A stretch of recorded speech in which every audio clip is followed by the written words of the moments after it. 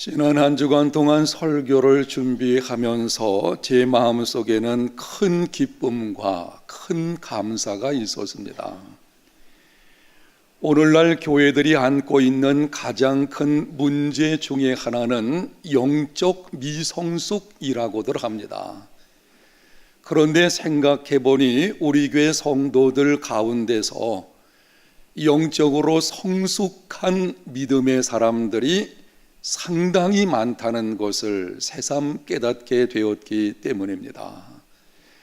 그동안은 영적으로 성숙한 분이구나 라고 하는 단편적인 것으로 지나갔던 것들도 지난 한 주간 동안 생각을 해보았더니 우리 교회 성도들 가운데 이렇게 성숙한 모습을 보여주는 많은 분들이 있구나 라고 하는 것을 깨달으니 너무 기쁘고 너무 감사한 마음뿐이었습니다. 성숙한 성도들의 모습을 생각하면서 10가지로 정리를 해보았습니다. 조금 내용이 길긴 하지만 여러분들이 주목해서 들어보시기를 바랍니다. 첫 번째는 힘든 시험을 당할 때에도 변함없이 자리를 지키며 헌신하는 성도들이 있습니다. 그러한 시험을 겪는다면은 낙심하든지 때로는 교회를 멀리 갈 수도 있겠는데 여전히 자리를 지키고 하나님을 사랑하는 모습으로 살아가는 성도들의 모습, 성숙한 신앙이라고 할 수가 있을 것입니다. 두 번째는 다른 사람이 알아주지 않아도 굳은 일을 기쁨으로 감당하는 성도들이 있습니다. 누가 알아주든지 알아주지 않든지 다른 사람이 하기 싫어하는 굳은 일들, 이러한 일들이 교회 안에 있습니다. 그것을 겸손하게 기쁨으로 감당하는 성도들, 성숙한 사람들입니다. 세 번째는 고난 중에 있는 사람을 예수님의 마음으로 품어주고 위로하는 성도들이 있습니다. 고난 가운데 있는 자들을 볼 때에 정죄하거나 판단하지 않습니다. 있는 모습 그대로 예수님의 마음을 가지고 다가가서 품어주고 위로하고 격려하고 세워주는 성도들, 이들의 모습을 볼 때에 정말 감사하게 되죠. 네 번째는 덕을 세우기 위해 할 수 있는 말도 절제하며 묵묵히 기도하는 성도들이 있습니다. 때로는 억울한 생각이 들어서 충분히 말을 할 수 있지만 내가 그 말을 함으로 인해서 혹 교회 안에서 덕이 되지 못할까 싶어가지고 절제하고 묵묵히 기도하는 성도들, 성숙한 믿음의 사람들입니다. 다섯 번째는 다른 사람이 칭찬과 주목을 받을 때에 함께 기뻐하며 축하해 주는 성도들이 있습니다. 여섯 번째는 생명사역을 위해 자신과 자신의 것들을 기쁨으로 내어주는 성도들이 있습니다. 일곱 번째는 교회 안팎에서 선한 영향력을 끼치는 온전한 그리스도인들이 많이 있습니다. 교회 안에서의 모습과 교회 밖에서의 모습이 동일한, 교회 안에서도 정직하고 진실하고 성실할 뿐 아니라 가정에서, 직장에서, 사업장에서 주어진 삶의 영역 속에서 동일한 모습으로 살아가는 사람, 온전한 그리스도인들입니다. 이러한 모습을 보여주는 성도들이 상당히 많이 있습니다. 여덟 번째는 질병의 고통 중에서도 심려를 끼치게 되었다고 미안해하는 성도들이 있습니다. 사람이 아프게 되면 자기만 알아주기를 원합니다. 그런데 이렇게 말을 합니다. 목사님, 참 죄송합니다. 내가 병에 들므로 인해 가지고 성도들의 마음에 염려를 끼치게 한 것 송구스럽습니다. 성숙한 신앙의 사람들의 모습입니다. 아홉 번째는 무거운 짐을 져야 함에도 하나님 편에서 옳은 일을 따르는 성도들이 있습니다. 그것을 결정하게 되면 무거운 인생의 걸음을 걷게 되지만 하나님 편에서 옳다고 생각해서 그런 결정을 내리고 묵묵히 살아가는 성도들, 하나님 보시기에 기뻐할 만한 성숙한 사람들입니다. 10번째는 오랜 세월 교회를 섬겼음에도 쓰임을 받은 것만으로도 감사하는 성도들이 있습니다. 목사님, 제가 한 것이 아닙니다. 나를 통해서 하나님께서 하신 것입니다. 나같이 부족한 죄인을 이렇게 오랜 세월 동안 쓰임받게 하신 것, 그것만으로도 감사합니다. 성숙한 신앙의 사람의 고백입니다. 이러한 모습을 가진 성도들 한 사람 한 사람을 생각해 보니 목회자로서의 마음이 너무 기쁘기도 하고 너무 감사하기도 하고 한편으로는 위로를 받기도 하였습니다. 오늘 나오신 여러분 모두 한 사람도 빠짐없이 성숙한 신앙과 인격의 사람이 되시기를 예수님 이름으로 축복합니다. 옆 사람에게 이렇게 한번 격려하겠습니다. 성도님을 보니 예수님 보는 것 같습니다. 성숙하다는 것은 예수님의 모습이 보여진다는 것입니다. 예수님께서 이 땅에 계실 때에 보여주셨던 그 모습, 그리고 그렇게 말씀하셨던 것들, 바로 그것이 삶의 모습에서 보여질 때에 저 사람은 성숙한 신앙과 인격의 사람이구나, 이렇게 말을 하게 되는 것입니다. 그런데 성숙한 신앙과 인격의 사람이 되는 것과 관련해서 반드시 기억해야 할 것이 있습니다. 누구든지 기도하는 만큼 영적으로 성장합니다. 따라합니다. 누구든지 기도하는 만큼 영적으로 성장한다. 어떠한 그리스도인도 자기의 기도 생활 이상으로 성장할 수 없습니다. 기도 생활이 영적 성장을 결정합니다. 뛰어난 설교, 탁월한 성령의 은사, 혹은 여러 가지 사역들에 충실한 것, 그것도 중요하지만 그것이 한 사람의 영적 성장을 결정하는 것이 아닙니다. 사역이 우리의 영적 성장을 결정하는 것이 아니고 기도 생활이 영적인 성숙을 결정하게 하는 것입니다. 기도하는 만큼 복을 받고, 기도하는 만큼 영적으로 성장하게 되고, 기도하는 만큼 하나님 앞에서 하나님의 능력을 경험하는 삶이 이루어지게 됩니다. 구약성경 에스겔서 36장에 보면 하나님께서 이스라엘 백성들에게 회복에 관한 약속의 말씀을 주셨습니다. 육신적인 회복과 영적인 회복을 약속하셨습니다. 새 마음과 새 영을 주시겠다고 하셨습니다. 새 언약을 맺게 될 것이라고 하셨습니다. 삶에 필요한 선한 것들을 공급하시겠다고 약속하셨습니다. 이미 그 모든 것들을 준비해 놓으셨다고 말씀했습니다. 이 모든 말씀들을 하신 후에 결론 부분에 에스겔서 36장 37절에 이렇게 언급하셨습니다. 나 주 여호와가 말하노라.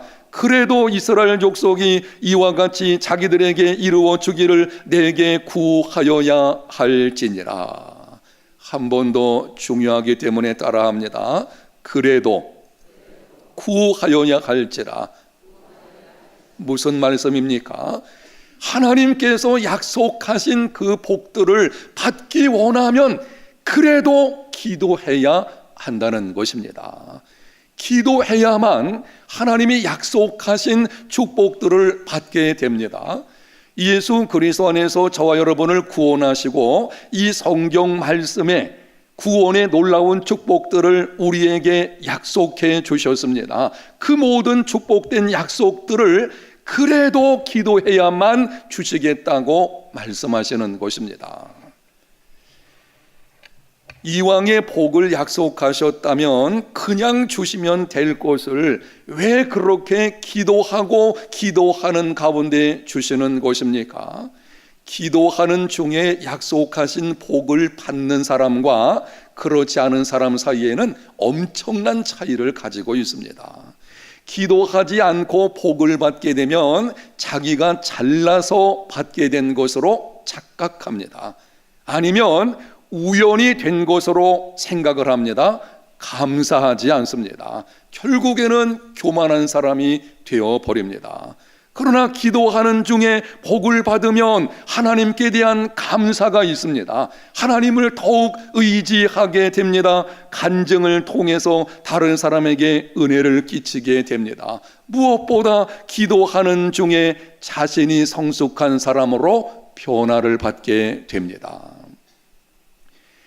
기도의 가장 큰 축복은 원하는 것을 얻는 것이 아닙니다.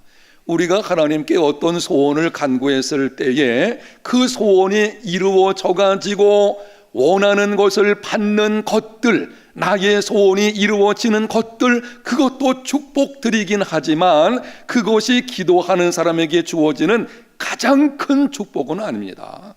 기도하는 사람이 받게 되는 가장 큰 축복은 기도하는 중에 기도하는 그 사람이 변화되는 것입니다.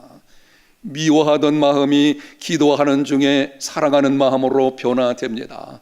받으려고만 하던 마음이 기도하는 중에 주는 마음으로 바뀌어지게 됩니다. 잘못된 사람을 바로잡아 달라고 기도하다가 기도하는 중에 하나님 앞에 서 있으니 내가 누구인지를 발견하게 되어지고 기도가 바꾸어지게 됩니다. 하나님, 더 큰 문제는 내게 있으니 나를 먼저 변화시켜 주시기를 바랍니다. 그렇게 계속 기도하는 중에 거룩한 하나님의 사람이 되어지는 것입니다. 여러분, 우리는 하나님 앞에 설 때까지는 내가 누구인지를 발견할 수 없습니다. 여러분이 인생의 걸음에서 바쁘게 지금 달려가고 있는데요, 수많은 사람들이 바쁜 일정에 달려가고 있지만 정작 중요한 내가 누구인지는 잘 모르고 있어요. 여러분 주변에 있는 사람 한번 보십시오. 아니, 여러분 자신을 한번 이 시간 살펴보시기를 바랍니다. 여러분은 여러분이 누구인지 정확하게 알고 있습니까?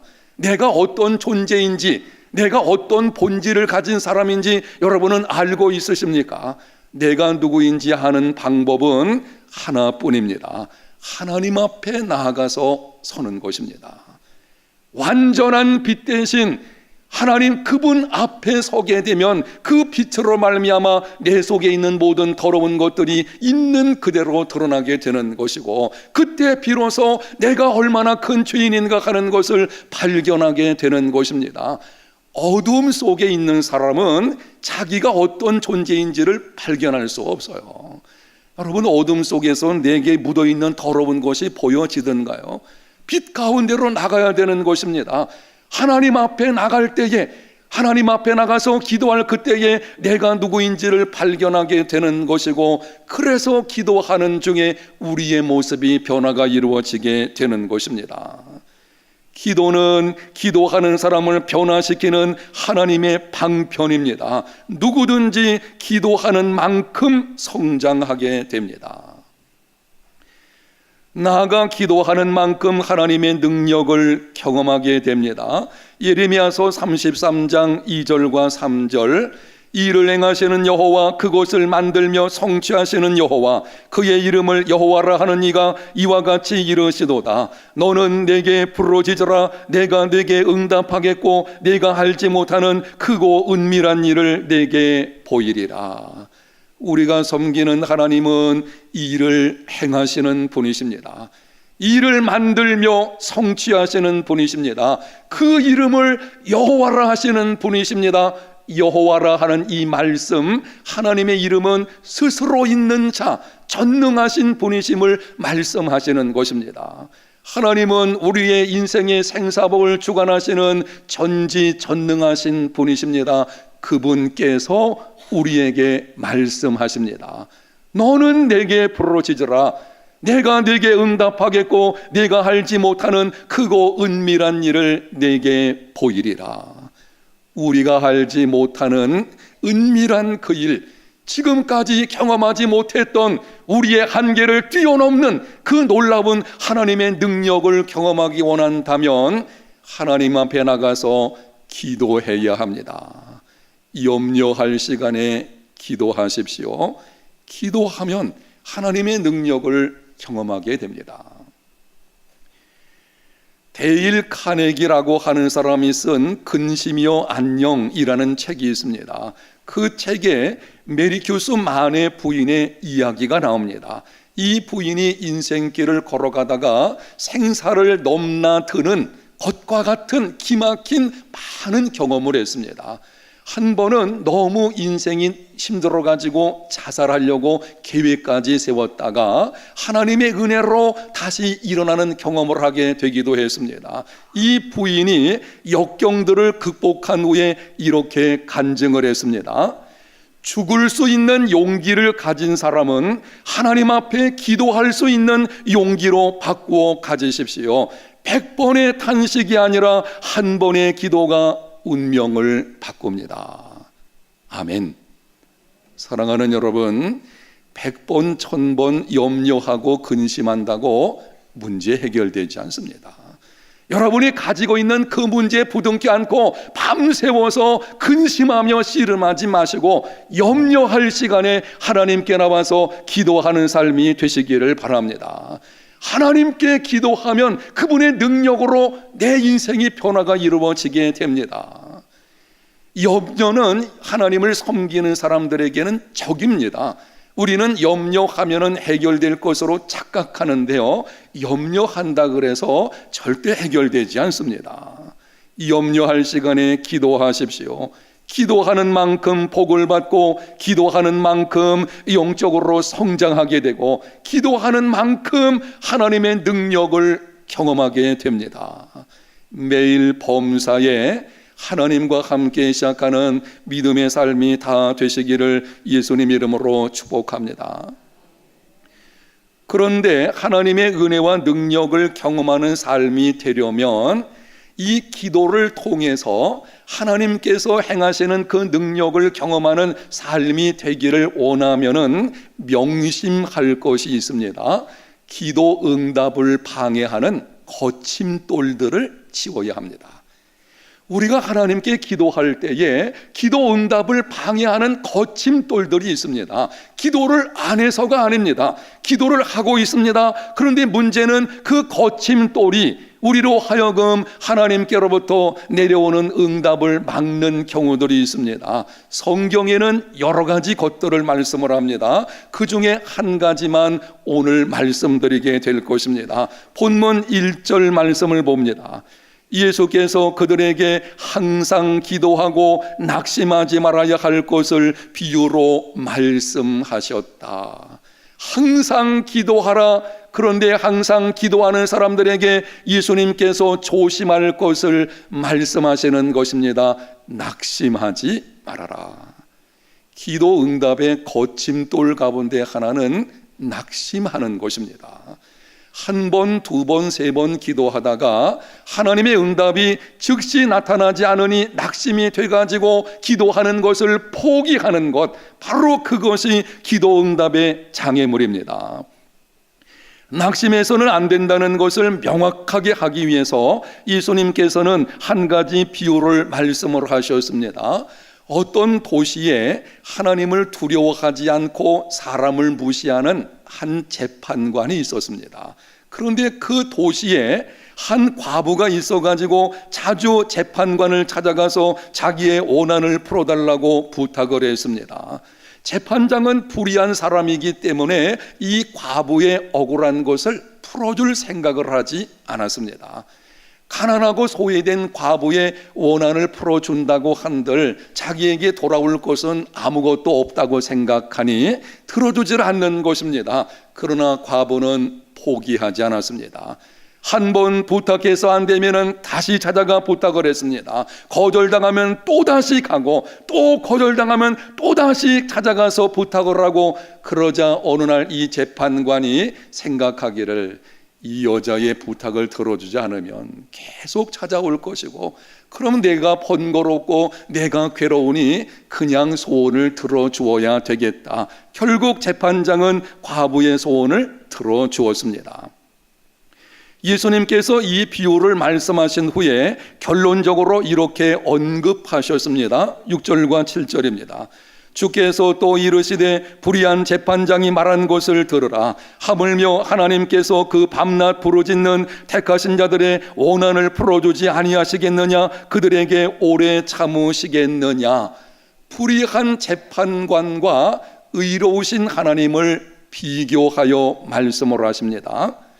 다른 사람의 필요에 무관심하고 자기 유익만 생각하는 불의한 재판관, 그 사람도 자꾸 찾아가서 번거롭게 하게 되면 부탁을 들어줍니다. 그렇다면 하늘에 계신 우리 하나님은 우리를 사랑하시는 분이십니다. 우리의 필요가 무엇인지 아시는 분이십니다. 우리의 필요를 채우기 위해서 지금도 노심초사하고 계시는 분이십니다. 그분께 간구한다면 하나님께서 반드시 응답하여 주실 것입니다. 세상에 불의한 사람도 자꾸 가서 그렇게 부탁하면 들어주는데, 하나님께 나가서 하나님 내 소원을 들어달라고 계속 부탁을 하게 되면 하나님이 어찌 안 들어주시겠습니까? 그 믿음을 가지고 기도하라는 것입니다. 하나님의 능력을 경험하는 삶이 되려면 항상 기도하고 낙심하지 말아야 합니다. 응답 받을 때까지 기도하는, 포기하지 않는 기도사의 삶이 되시기를 축복합니다. 성경에 기록된 신앙 위인들의 기도 생활을 보게 되면은 낙심하거나 포기하지 않았습니다. 이삭은 40세에 결혼했습니다. 아내가 잉태를 하지 못했습니다. 20년 동안 하나님께 기도해서 60세가 되었을 때에 쌍둥이 아들들을 낳게 되었습니다. 야곱은 야복강에서 천사와 씨름을 하게 되어질 때에 하나님께서 축복할 때까지 결코 그 손을 놓지를 않았습니다.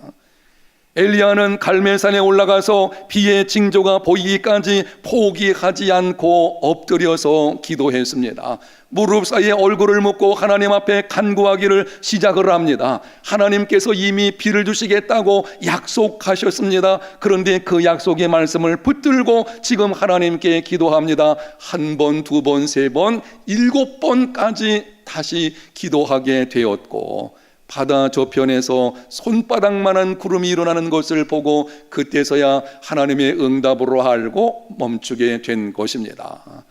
만약 엘리야가 7번 기도해서도 안 됐다면 70번, 아니 700번까지도 기도했을 것입니다. 소경 거지 바디메오는 사람들이 그를 제지하고 제자들까지도 그를 막았지만 더 크게 소리를 쳤습니다. 예수여 나를 불쌍히 여기시옵소서. 포기하지 않는 그 기도 주님이 들으시고 주님의 능력을 경험하게 된 것입니다. 웅진 지식하우스에서 고통은 너를 삼키지 못한다 라고 하는 책을 몇 년 전에 출간했습니다. 제가 설교 시간에 이 책을 소개한 적이 있는데요, 이 책은 부룬디 대학살에서 기적적으로 살아남은, 탈출하게 돼서 살아남은 청년 의사 데오라고 하는 사람의 이야기입니다.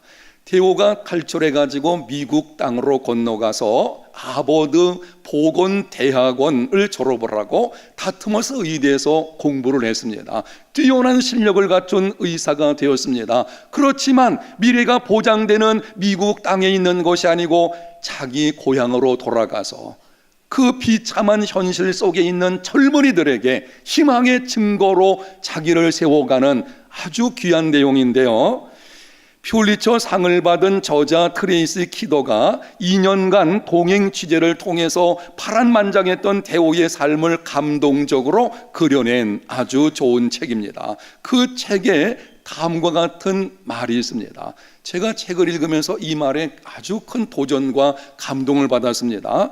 영상에 있는 말씀을 같이 한번 읽어보겠습니다. 잊지 마라. 고통은 아픔 때문에 두려운 것이 아니라 자신을 포기하게 만들기 때문에 무서운 것이다. 정면으로 직시하라. 그것이 너를 삼키지 못하도록. 고통은 아픔 때문에 두려운 것이 아닙니다. 자신을 포기하게 만들기 때문에 무서운 것입니다. 인생을 포기하게 만들고 믿음의 걸음을 포기하게 만들고 의미 있는 인간관계를 포기하게 만들기 때문에 그것 때문에 고통이 무서운 것입니다. 지금 여러분이 당하는 환난과 역경이 무엇입니까? 여러분의 마음을 아프게 하는 연약함은 무엇입니까? 그것을 정면으로 직시하십시오. 여러분이 인생의 길을 걸어가다가 힘들고 어려운 일을 만났을 때에 뒤로 물러서지 마십시오. 정면으로 그것을 직시하십시오. 그리고 그것에 삼킴 당하지 않도록 하나님을 의지하고 주의하십시오. 고통에 삼킴 당하게 되면 상처 있는 망신창이 인생이 되어질 수밖에 없습니다. 고통은 그 아픔 때문에 무서운 것이 아니에요. 그것이 우리 인생으로 하여금 포기하게 만들기 때문에 그래서 두렵고 무서운 것입니다. 정면으로 직시하고 결코 포기하지 않는 믿음으로 하나님을 신뢰하며 나아가는 삶이 되시기를 바랍니다. 무엇보다도 기도하는 것을 포기하지 마십시오. 오늘 본문 8절에 예수님께서 비유의 말씀을 마치시면서 이렇게 부언하셨습니다. 내가 너희에게 이르노니 속히 그 오난을 풀어주시리라. 그러나 인자가 올 때에 세상에서 믿음을 보겠느냐 하시니라. 예수님이 낙심하지 말라라고 기도에 관한 교훈을 말씀을 하시다가 한 가지 부언하기를 인자가 세상에 올 때에 믿음을 보겠느냐, 갑자기 믿음에 관한 말씀을 하시는 것을 보게 됩니다. 왜 예수님이 여기서 믿음을 보겠느냐라고 하시는 것입니까? 낙심하지 않는 기도, 포기하지 않는 기도가 믿음의 기도임을 말씀하는 것입니다. 이거는 조금 바꿔서 말씀드리면 너무나 많은 사람들이 기도하다 그냥 포기한다는 것입니다. 예수님 말씀하시는 거예요. 너희들에게서 그런 믿음을 볼 수가 있겠느냐? 결코 포기하지 않는, 낙심하지 않는, 하나님을 신뢰함으로 끝까지 나아가는 이런 믿음을 너희에게서 볼 수가 있겠느냐, 이렇게 물으시는 것입니다. 믿음이 있으면 포기하지 않습니다. 마라톤 경주에서 앞서거니 뒤서거니 하는 것은 크게 문제가 되지 않습니다. 1등 하는 것만이 다 성공은 아니거든요. 마라톤 경주에서 진정한 성공은 완주하는 것입니다. 그런데 만약 도중에 레이스를 포기한다면 이 사람은 아무것도 이룰 수가 없습니다. 인생도 마찬가지입니다. 선한 비전과 목표를 향해 열심히 달려도 중도에 포기하면 낙오된 인생이 될 뿐입니다. 성공하는 인생이 되려면 결코 포기하지 말아야 합니다. 넘어지면 일어나야 되는 것이고, 상처를 입으면 그것을 보듬고 다시 나가야 되는 것이고, 끝까지 하나님의 함께 하심을 기억하고 하나님 바라보고 달려가는 믿음의 걸음들이 다 되시기를 바랍니다.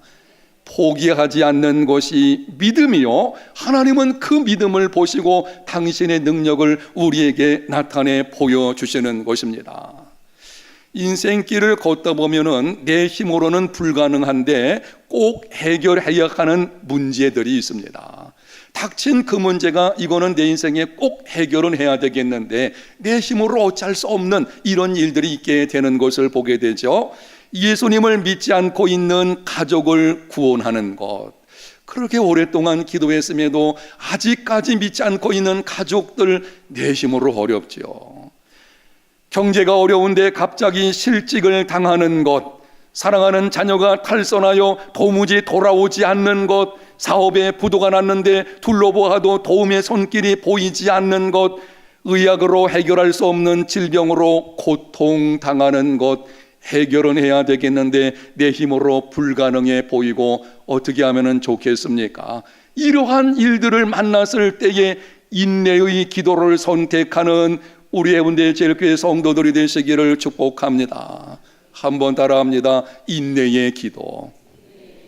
포기를 선택하지 마십시오. 안 되는구나, 포기해야 되겠다, 그걸 선택하지 마세요. 우리는 늘 중요한 문제가 있을 때에는 선택의 기로에 서 있는 것입니다. 그때 포기를 선택하지 마십시오. 포기하면 아무것도 이룰 수 없습니다. 편법을 선택하지 마십시오. 편법은 처음에는 좋을지 모르지만 나중에 좋지 않습니다. 인내의 기도를 선택하십시오. 참고 견디며 하나님을 신뢰함으로 끝까지 하나님이 응답하실 때까지 믿음으로 달려가는, 포기하지 않는 이러한 삶이 다 되시기를 바랍니다. 어제 새벽 기도가 끝난 후에 아내와 함께 미포 바닷가에서 집에서 싸온 도시락을 함께 먹었습니다. 집에 들어갔다 나오게 되면 시간적으로 지체하게 되어지고, 어제가 설날이라 가능한 오전 중에 집중해가지고 설교를 좀 끝냈으면 좋겠다. 그래서 시간 단축을 위해서 자동차 안에서 바닷가에 차를 대어놓고는 도시락을 먹게 된 것입니다. 오전 7시가 조금 넘자 동쪽에서 해가 떠오르기를 시작을 합니다. 밤이 지나고 조금 남아있던 어스름한 그 어둠들이 점차적으로 쫙 사라지게 되는데요, 그 광경이 너무 아름다운 것입니다. 햇빛이 쫙 떠오르는데 이 바닷물이 어제는 잔잔했습니다. 바닷물이 반짝이면서 멀리는 오륙도가 보이고 햇빛에 비춰지는 해안가 그 여러 가지 광경들이 너무 아름다워 가지고 탄성이 나올 정도였습니다. 그때 이런 생각이 들었습니다. 금년 새해에는 우리 교회 모든 성도들의 삶에 있는 어둠이 물러가고 하나님의 빛으로 빛나는 삶이 되었으면 참 좋겠다. 아멘. 이러한 역사가 있을 줄로 믿습니다. 사랑하는 성도 여러분, 어둠이 깊어진다는 것은 그만큼 새벽이 가까이 왔다는 것입니다. 여러분이 지금 어둠의 긴 터널을 지나고 있다면 그것이 오래되었다는 것은 이제는 터널을 밖으로 나갈 기회가 다가오고 있는 것입니다. 하나님의 정하신 때가 있습니다. 하나님의 그 놀라운 찬란한 빛이 우리 인생에 비춰지게 될 때에 저와 여러분의 인생이 새로운 밝게 빛나는 인생 역전이 이루어지게 될 것입니다. 하나님의 분명히 약속하신 때가 있음을 알고 인내하며 기도하는 삶이 되시기를 바랍니다. 소망 중에 즐거워하십시오. 환난 중에 참으십시오. 기도에 항상 힘쓰십시오. 결코 포기하지 마십시오. 이 믿음을 가지고 달려감으로 금년에 하나님의 살아 역사하시는 능력을 경험하는 복된 삶이 꼭 되시기를 예수님 이름으로 축복합니다.